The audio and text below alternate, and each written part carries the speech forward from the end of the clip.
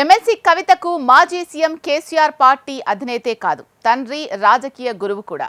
అలాంటి కేసీఆర్ కవిత అరెస్టుపై ఇప్పటి వరకు స్పందించలేదు. ఎక్కడా ఒక్క కామెంట్ కూడా చేయలేదు. రైతు సమస్యలపై పోరుబాట పట్టిన, తెలంగాణ పార్లమెంట్ ఎన్నికల ప్రచారంలో భాగంగా బహిరంగ సభలు నిర్వహించిన కేసీఆర్ కవిత అరెస్టుపై ఒక్క మాట కూడా మాట్లాడలేదు.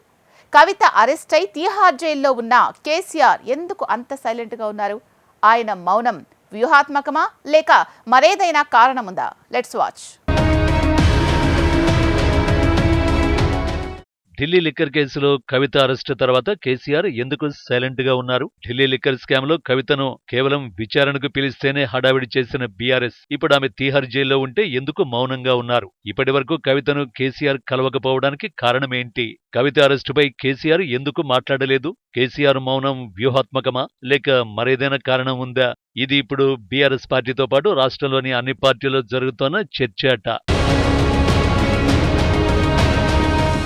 మాజీ సీఎం కుమార్తె ఎమ్మెల్సీ కవితను ఈడీ అరెస్ట్ చేసి నెల రోజులు గడుస్తున్నా కేసీఆర్ మౌనంగా ఉన్నారు. కుటుంబ సభ్యులు కలిసే అవకాశం ఉన్నా కేసీఆర్ కవితను చూసేందుకు వెళ్లలేదు. దీంతో కేసీఆర్ కవితను ఎందుకు కలవలేదబ్బా అంటూ రాజకీయ వర్గాల్లో చర్చ జరుగుతోంది. పొలంబాట పట్టి రైతు సమస్యలపై పోరాటం చేసిన కేసీఆర్ కాంగ్రెస్ ప్రభుత్వం ఇచ్చిన హామీలు అమలు చేయకపోవడంపై ధ్వజమెత్తారు. బీఆర్ఎస్ పార్టీ నేతల్ని కాంగ్రెస్ లో చేర్చుకోవడంపై విమర్శలు గుప్పించారు. కానీ కవిత అరెస్టుపై మాత్రం ఇప్పటి వరకు బహిరంగ వ్యాఖ్యలు చేయలేదు. ఎందుకని? ఇదే చర్చ ఇప్పుడు జోరుగా సాగుతోంది.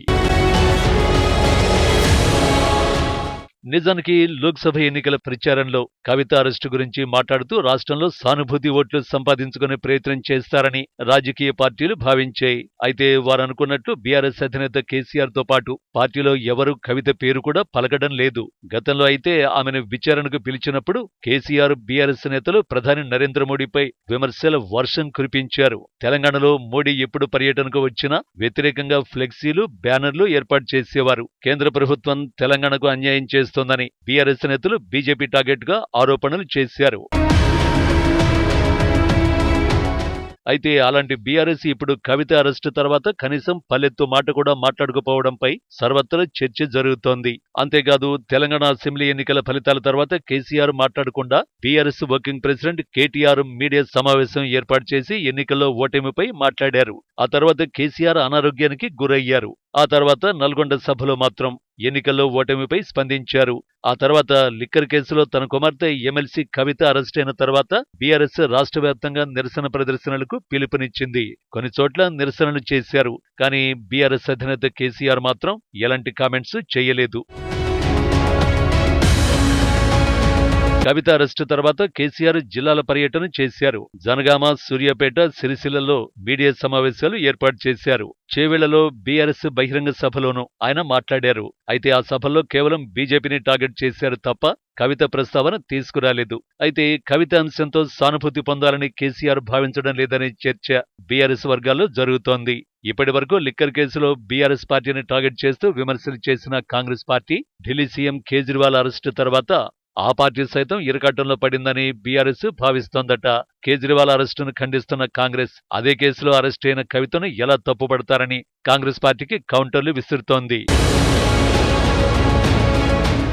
ఇక కవిత అరెస్టే నెల రోజులవుతున్నప్పటికీ బహిరంగ ప్రకటనలు చేయని కేసీఆర్ కవిత బెయిల్ కోసం ఎప్పటికప్పుడు ఢిల్లీ పరిణామాలపై ఆరా తీస్తున్నారట.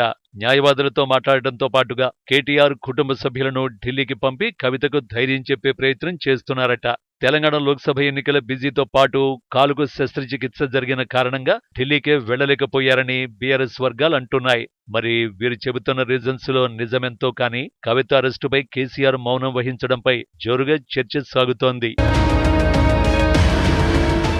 మొత్తానికి కవిత అరెస్టుపై ఇప్పటి వరకు మాట్లాడని బీఆర్ఎస్ అధినేత కేసీఆర్ లోక్సభ ఎన్నికల ప్రచారంలో బీజేపీ టార్గెట్ గా ఆ స్థాయిలో మాట్లాడతారా లేదా అనేది చూడాలి.